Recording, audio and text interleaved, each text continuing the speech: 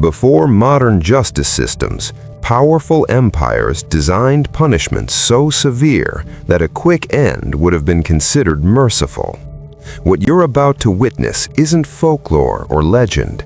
These are documented historical methods that real human beings endured.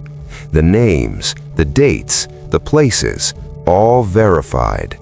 Are you ready to descend into history's darkest chapter? Let me be absolutely clear. This is not a tale passed down through generations. This is documented history. Let's start with perhaps the most infamous punishment in English history, drawing and quartering. Introduced in England in 1283 under King Edward I, this punishment was specifically reserved for high treason, crimes against the crown itself. And when I say it was severe, that's putting it mildly. Here's how it worked. The condemned would be tied to a wooden frame and dragged through the streets behind a horse, their body being pulled across rough ground for miles. Their face would scrape against cobblestones, gravel, and mud. Crowds would line the streets, jeering and throwing refuse at them. But that was just the beginning. Once at the execution site, they would be suspended by a rope. But here's the twisted part. They'd be brought down while still conscious.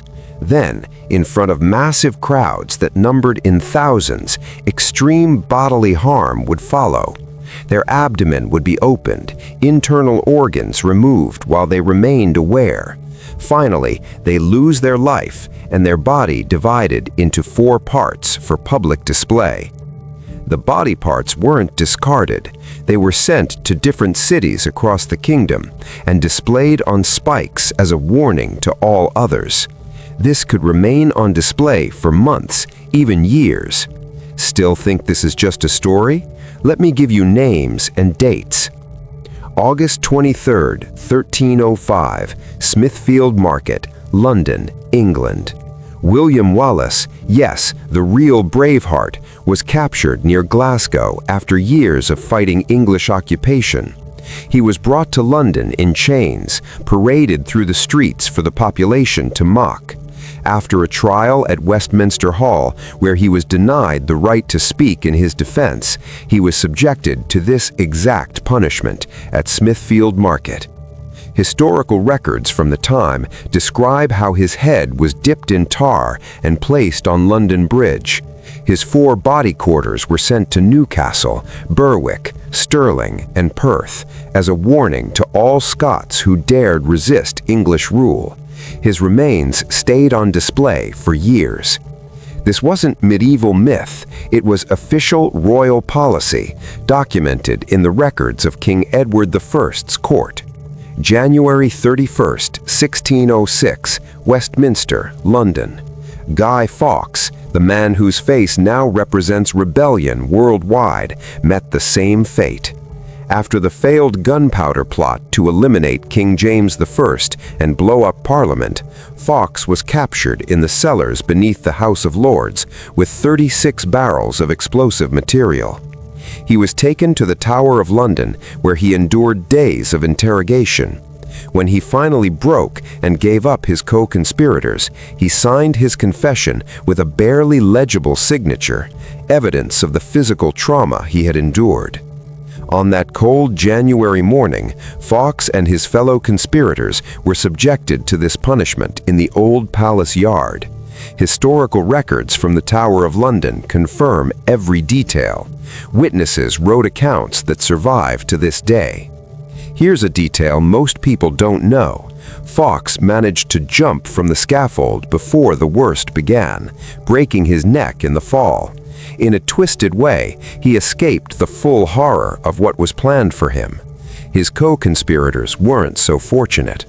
Between 1351 and 1790, over 105 documented cases of this punishment were carried out in England, each one recorded in official court documents that still exist in the National Archives in London today. Now we travel east to Imperial China, where they perfected what might be the most psychologically devastating punishment ever conceived, Lingchi, sometimes called the slow process or death by 1,000 cuts. This wasn't a quick affair. This punishment could last hours, sometimes days, depending on the severity of the crime and the skill of the executioner. The executioners were trained professionals who knew exactly how to prolong awareness. They would start with the extremities, fingers, toes, then move to larger areas. The goal wasn't just punishment, it was complete humiliation and the ultimate warning to others. Chinese legal codes from the Tang Dynasty, dating back to 618 CE, mention this punishment for the most serious offenses: treason, patricide, and crimes against the imperial family. It remained legal for over 1,200 years. The number of cuts varied based on the crime. Standard cases might involve 120 cuts. More severe crimes could mean 3,600 cuts, carried out over multiple days. Executioners followed specific sequences documented in training manuals that still exist in historical archives today. There was even a bizarre economy around these proceedings. Wealthy families of the condemned could pay executioners to be more merciful, to administer a substance that would hasten unconsciousness. Conversely, the emperor could pay extra to ensure the executioner took his time. April 10, 1905, Beijing, China. This is the final documented case of Lingchi. The victim was Fu Zhuli, convicted of ending the life of his master, Prince Ao Quan Shen. We have actual photographic evidence of this. Yes, photographs taken by a French soldier named Louis Carpeaux, stationed in China during the final years of the Qin Dynasty. These images, now held in historical archives in Paris and Beijing, prove beyond doubt that this punishment was real. The photographs are difficult to look at, but they serve as undeniable historical evidence. The practice was officially outlawed by the Qing Dynasty in 1905 as part of legal reforms influenced by international pressure and China's modernization efforts under the late Qing reforms. But it had been used for over 1,000 years. Court records show hundreds of documented cases throughout Chinese history. The Qing Dynasty's criminal code, called the Great Qing Legal Code, specifically outlined which crimes warranted this punishment and the exact procedures to follow. Historical texts describe the case of Wang Wei-qin in 1904, whose punishment lasted several hours in front of thousands of witnesses in Beijing's public square. Every detail was recorded by court scribes, whose job was to verify that the punishment was carried out according to legal specifications. Another documented case involved Kang Xiaoba in 1900, who was convicted of being a Boxer rebellion leader. Foreign diplomats who witnessed the punishment wrote detailed accounts in their official reports back to their governments. This was official state punishment, not legend. Chinese imperial records preserve the names, dates, crimes, and even the number of cuts administered in each case. From China, we travel to ancient Persia, where they developed something truly unique in human cruelty: Scaphism, also known as the boats. And yes, you heard that right, boats. Here's how this worked, and I warn you, this is particularly disturbing. The condemned would be stripped and trapped between two narrow boats or hollowed tree trunks with only their head, hands, and feet exposed. The boats would be fastened together tightly, essentially creating a human-sized coffin with openings. They'd be force-fed milk and honey until they developed severe digestive issues. This wasn't a kindness, it was calculated. Then, more honey would be poured over their exposed body parts, their face, their hands, their feet. The victim would be left floating on a stagnant pond or left in a marshy area under the burning Persian sun. The combination of their own waste accumulating inside the boats and the honey coating their exposed areas would attract insects, Flies, bees, wasps, and eventually, as decomposition began, even maggots and other larvae would start to consume the person alive over the course of days or even weeks. The victim couldn't escape, they couldn't move, they could only wait as nature slowly consumed them. They would succumb not from violence, but from exposure, infection, dehydration, and the gradual consumption by insects. The Greek historian Plutarch documented the most famous case in his biographical work Parallel Lives. 401 BCE, Persian Empire, near Cunaxa. Mithridates, a Persian soldier in the army of King Artaxerxes II, made a fatal mistake. During a battle, he struck down Prince Cyrus the Younger, the king's rebellious brother. While this might seem like a heroic act, Mithridates made the error of boasting about it at a banquet after too much wine. The problem? The king wanted credit for his brother's demise. The king couldn't have a common soldier claiming such a prestigious act. According to Plutarch's account, written around 100 CE based on Persian historical records, Mithridates was sentenced to Scaphism. He endured this punishment for 17 days before finally succumbing. 17 days. Think about that. Over 2 weeks of conscious suffering, unable to move, covered in insects, slowly being consumed alive. Plutarch's account describes that by the end, Mithridates was virtually unrecognizable, his exposed parts completely consumed by maggots and insects. This isn't speculation, it's written in Plutarch's Life of Artaxerxes, a primary historical source that historians still study today. Another Greek historian, Ctesias of Cnidus, who served as a physician at the Persian court around 400 BCE, also documented this practice in his work Persica, A History of Persia. Ctesias had direct access to Persian court records and witnessed Persian justice firsthand. He wrote about this punishment being used for those who committed crimes against the royal family or who betrayed the king's trust. His writings describe it as one of the most feared punishments in the Persian Empire. The Roman historian Zonares, writing in the 12th century but drawing from earlier sources, also confirmed that this punishment existed in ancient Persia and was reserved for the gravest offenses. Let's go back even further to ancient Greece around 560 BCE, where a craftsman named Paralaus of Athens designed what might be the most diabolical device in human history, the brazen bull. This was a hollow bronze statue of a bull, about life-sized and beautifully crafted. But this wasn't art, it was an execution device created for Phalaris, the tyrant of Achragos in Sicily. Phalaris was a skilled metalworker and inventor. He approached Phalaris with his creation, believing it would impress the tyrant and secure his fortune. He explained his twisted innovation with pride. Here's how it worked. The condemned would be placed inside the hollow bull through a door on its side. The door would be sealed shut, locked from the outside.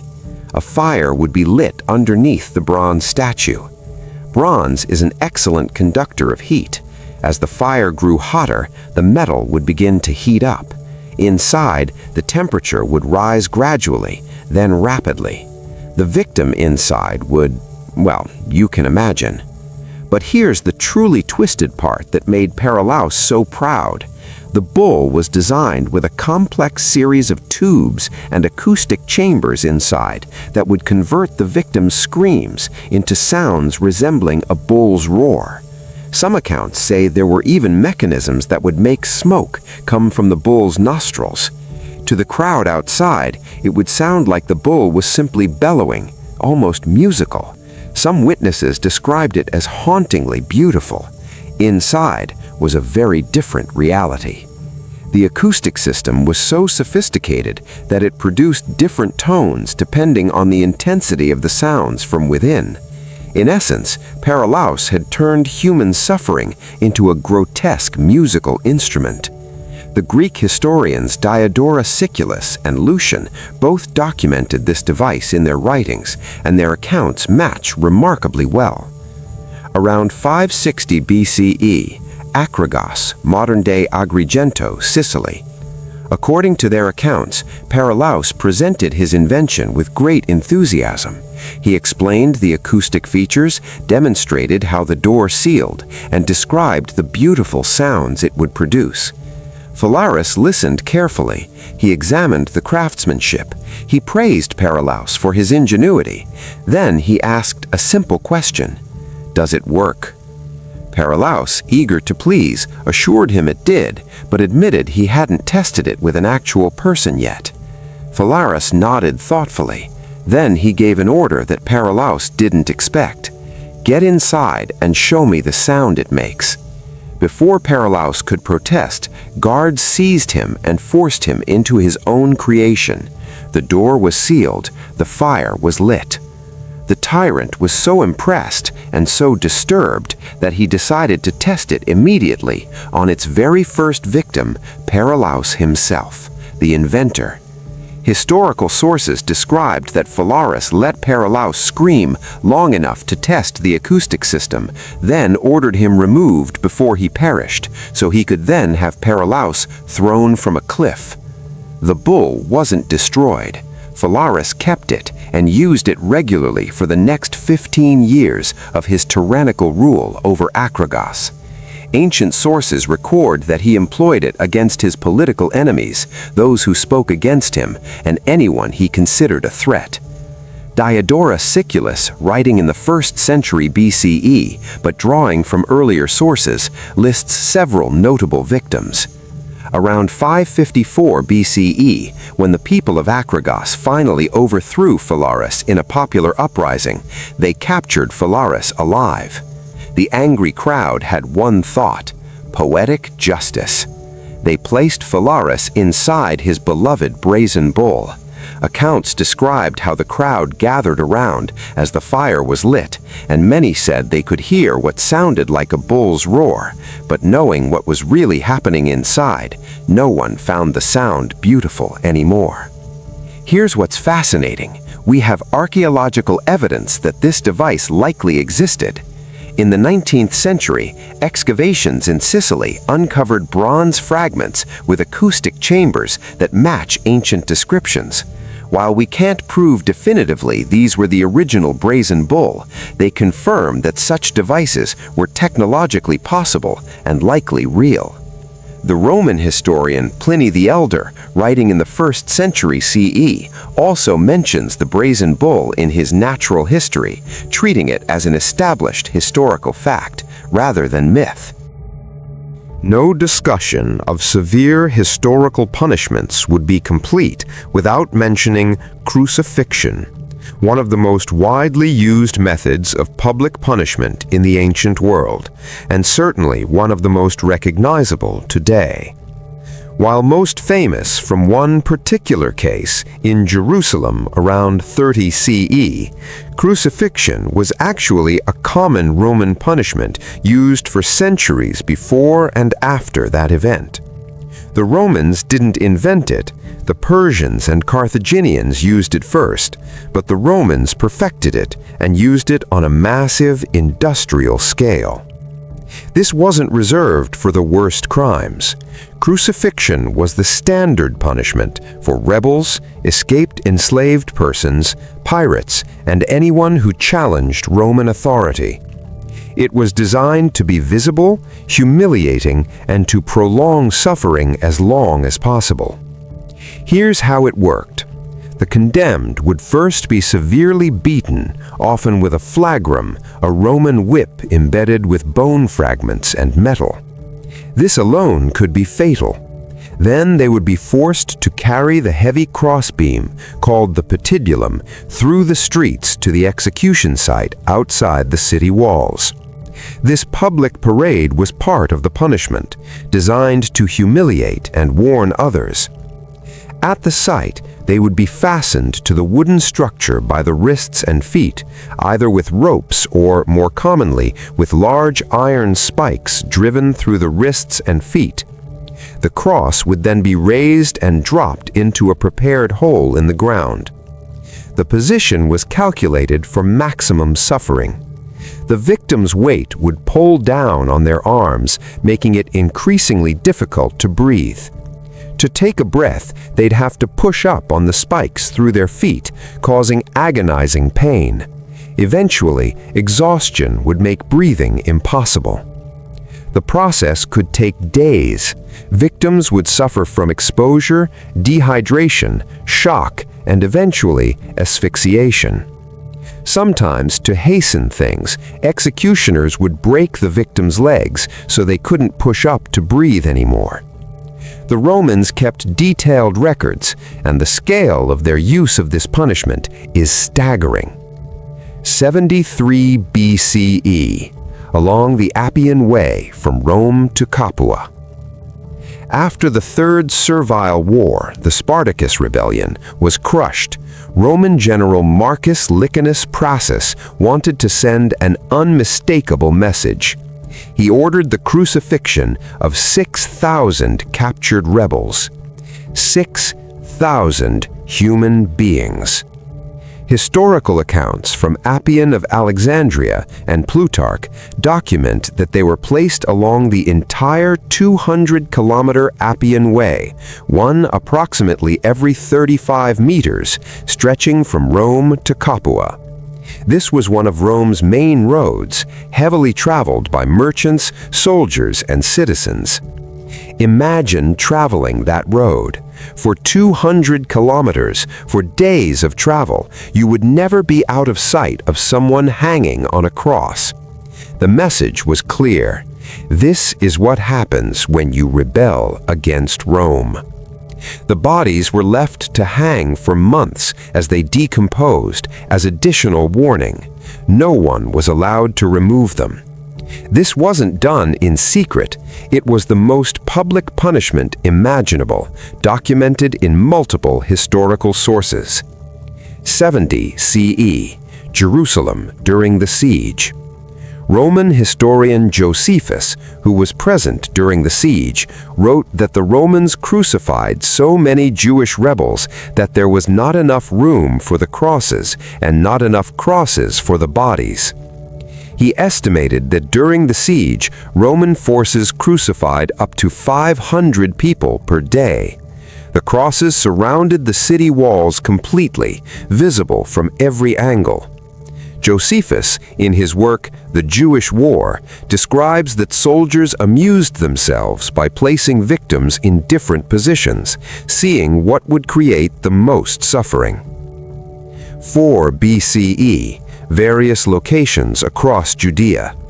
After the demise of King Herod, rebellions broke out across Judea. The Roman governor of Syria, Publius Quintilius Varus, marched south with legions. According to Josephus, Varus crucified 2,000 Jewish rebels simultaneously in multiple locations to restore order. The practice continued for centuries. Roman legal texts like the Digest of Justinian, compiled in the 6th century CE, but drawing from earlier legal writings, specifically outline which crimes warrant crucifixion and the proper procedures for carrying it out. It was finally abolished throughout the Roman Empire in the 4th century CE by Emperor Constantine, who issued an edict ending the practice around 337 CE. The practice had been standard Roman punishment for over 500 years. Moving to medieval and early modern Europe, we encountered the breaking wheel, a punishment so common that it was used across Germany, France, Switzerland, and the Low Countries for centuries. This was the standard punishment for serious crimes in many European jurisdictions. The breaking wheel, also called the Catherine wheel, was both a method of execution and a torture device. The condemned would be tied spread-eagle to a large wooden wagon wheel, either flat on the ground or mounted vertically. Then, with a heavy iron bar or specialized hammer, the executioner would methodically break every major bone in the body, arms, legs, ribs.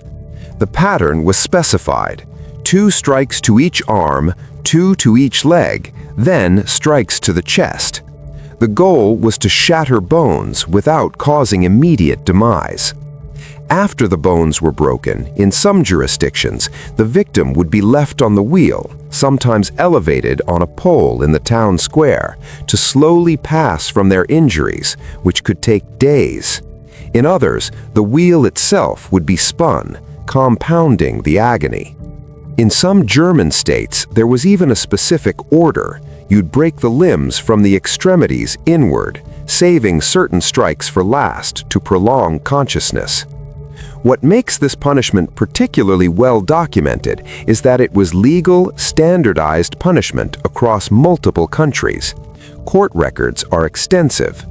October 31st, 1589, Ansbach, Germany. The most infamous case in German history. Peter Stump, known as the Werewolf of Bedburg, was convicted of multiple serious crimes in the Rhineland that shocked all of Europe. His crimes were so heinous that authorities designed a special punishment. Historical court records from Cologne, preserved in German archives, detail the entire proceeding. Stump was subjected to the breaking wheel in front of a crowd estimated to be over 1,000 people. But his case was exceptional. Before being placed on the wheel, he endured additional torments with heated tools. The proceeding was so notorious that it was written about across Europe. Pamphlets describing his crimes and punishment were printed in German, Dutch, and English. One such pamphlet, printed in London in 1590, still exists in the British Library today. March 28, 1757, Place de Grève, Paris, France. Perhaps the most documented case of severe public punishment in European history. Robert François Damiens, who attempted to harm King Louis XV with a small knife. The king survived with only minor injuries, but Damiens paid an unthinkable price. The sentence, preserved in French National Archives, was explicit and horrifying. The proceeding took place in central Paris in front of a massive crowd estimated to be over 10,000 people. What makes this case unique is how thoroughly it was documented. Dozens of witnesses wrote accounts. Newspapers across Europe reported it in detail. Even the famous philosopher Giacomo Casanova was present and recorded his observations. First, Damiens was subjected to the breaking wheel. Then, his body was to be pulled apart by 4 horses, a practice called dismemberment. But here's where history shows us the reality versus the theory. The horses couldn't do it. Historical accounts describe that they attached Damiens to 4 horses and had them pull in different directions, but the human body is stronger than expected. After over an hour of this failing, the executioners had to use knives to cut through the joints before the horses could complete their task. The entire proceeding lasted over 4 hours. Multiple witnesses fainted, others vomited, but French law required the punishment to be public, so thousands watched until the end. This case was so extreme that it actually changed French law. The outcry was significant enough that France began to moderate its punishment codes afterward. The breaking wheel remained legal punishment in various European countries until surprisingly recently. Germany, last use in 1841 in Prussia. France, abolished in 1788 after the Damiens case. Switzerland, last use in 1798. Denmark, abolished in 1771. Court records from these countries preserve hundreds of cases with names, dates, specific crimes, and detailed descriptions of the proceedings. This was standardized legal punishment carried out in public squares, documented in official records. One of the most straightforward yet horrifying punishments used across multiple cultures, from the Roman Empire to medieval Europe and parts of Asia and the Middle East, was sawing. And yes, it's exactly what it sounds like. The method is brutally simple. The condemned would be restrained, often suspended upside down, and then literally sawn in half with a large saw, usually starting from the groin area. Why upside down? The inverted position would keep blood flowing to the brain, ensuring the victim remained conscious for as long as possible during the ordeal. It's the same principle used in other prolonged punishments. Maximize awareness, prolong suffering. In some variations, the victim would be placed between two boards and sawn vertically. In others, they'd be sawn horizontally while suspended. Roman Empire, 37 to 41 CE. Roman Emperor Caligula, known for his cruelty and increasingly erratic behavior during his short reign, was documented by historians Suetonius and Cassius Dio as using this method on those he considered traitors or who had offended him. Suetonius, writing in his work The 12 Caesars around 120 CE, describes Caligula's punishments in disturbing detail. He had access to Roman imperial records and interviewed people who had lived during Caligula's reign. One specific case Suetonius mentions, a senator named Sabinus who made a joke about the emperor at a banquet. Caligula had him subjected to this punishment in the arena in front of other senators as a warning about the consequences of disrespect. Spain, 1478 to 1834. The Spanish Inquisition. The Spanish Inquisition, which lasted over 350 years, kept meticulous records. They were bureaucrats as much as they were inquisitors. These records, preserved in Spanish national archives, document thousands of cases. Several documented cases exist in Inquisition records of this punishment being used on those convicted of particularly serious charges against the Church, though it was relatively rare compared to other methods. One documented case from 1519 in Toledo involved a man named Juan de Bilbao, convicted of being a relapsed individual who had returned to previous religious practices after converting.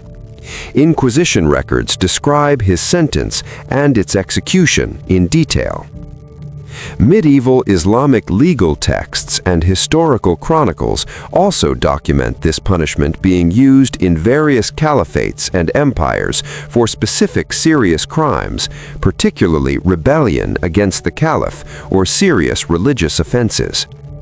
The 14th century historian Ibn Kathir mentions cases in his historical chronicles of Damascus where this punishment was applied during the Mamluk period in Egypt and Syria.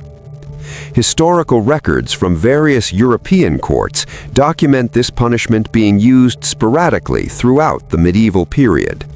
German states used it for specific crimes until the late 1600s.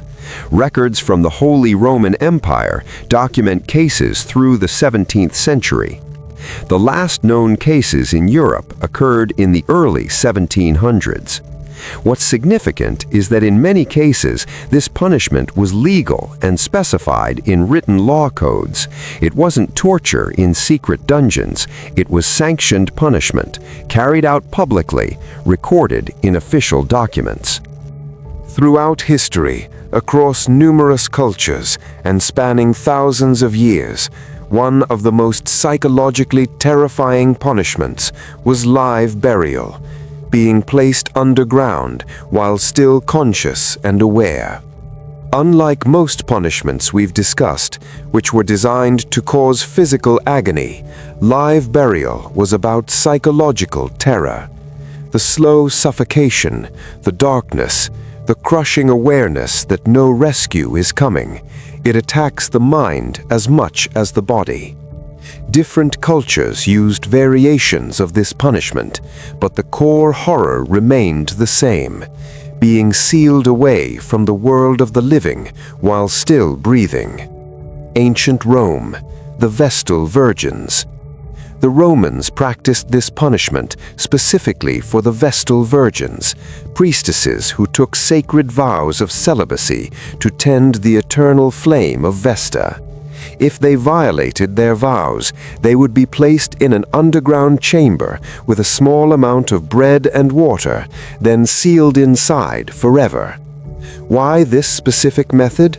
Roman religious law said that Vestal virgins were sacred and their blood could not be spilled, so they designed a punishment that technically didn't involve direct violence.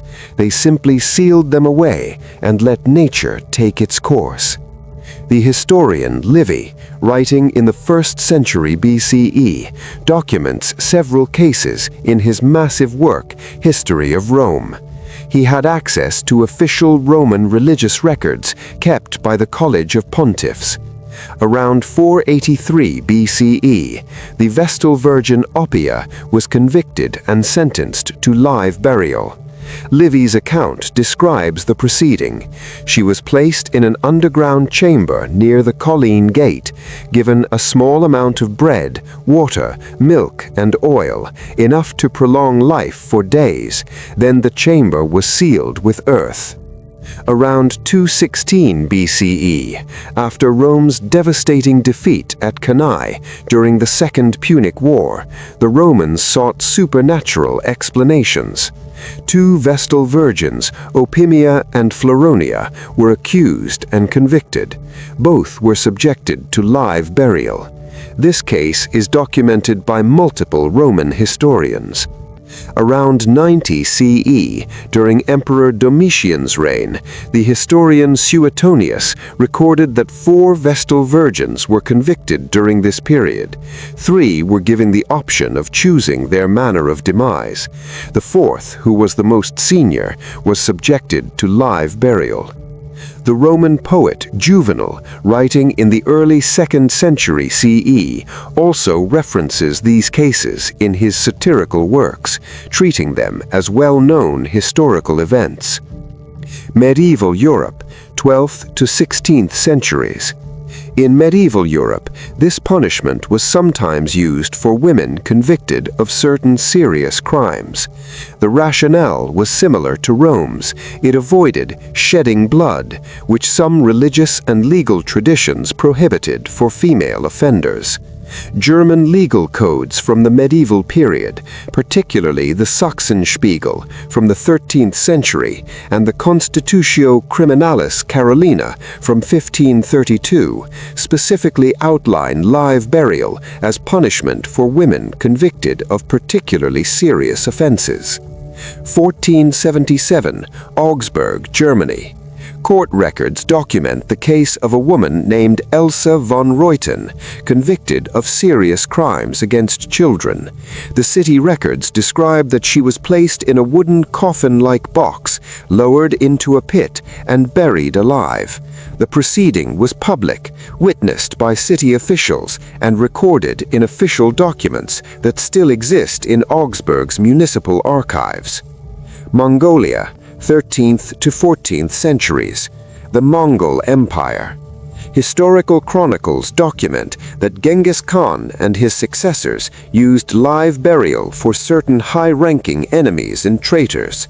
Mongol tradition held that spilling noble blood on the ground was disrespectful. Blood was sacred, so they found alternative methods. The Persian historian Rashid al-Din, who served the Mongol Ilkhanate in the late 19th and early 20th centuries, wrote extensive chronicles of Mongol history based on Mongol records and oral traditions. He documents several cases of live burial used for defeated rulers and high-ranking nobles. One specific case, in 1221, after the Mongols conquered Merv in modern-day Turkmenistan, the city's governor was reportedly buried alive for his resistance. Chinese historical records document that live burial was occasionally used, particularly during times of dynastic change or when dealing with defeated rival factions. The Records of the Grand Historian by Sima Chen, covering Chinese history up to the 2nd century BCE, mentions that the first Qin Emperor ordered numerous scholars buried alive in 212 BCE during the burning of books and burying of scholars incident. While the exact numbers are debated by historians, the event itself is documented in multiple independent sources. Here's what makes this particularly chilling. Archaeological excavations have found evidence confirming these historical accounts. Burial sites in various locations have revealed skeletal remains in positions suggesting the person was alive when buried. Scratch marks on the interior of coffins, unusual positioning of bones, evidence of struggle. Court records and historical chronicles from multiple cultures document hundreds of cases throughout history. This was legal punishment in various jurisdictions across the world, carried out according to law, recorded in official documents. What you've just witnessed isn't fiction. Every punishment described existed. Every name mentioned was a real person who lived, breathed, and suffered. Every date is documented in historical records, court documents, or the writings of historians who lived during these times. These punishments are preserved in museums around the world. They're described in historical texts housed in libraries from London to Beijing. They're recorded in legal documents in national archives from Paris to Rome. And some, like Lingchi, are even captured in photographs that still exist today. These aren't legends that grew more exaggerated with each retelling. These aren't folk tales left unverified. These are facts.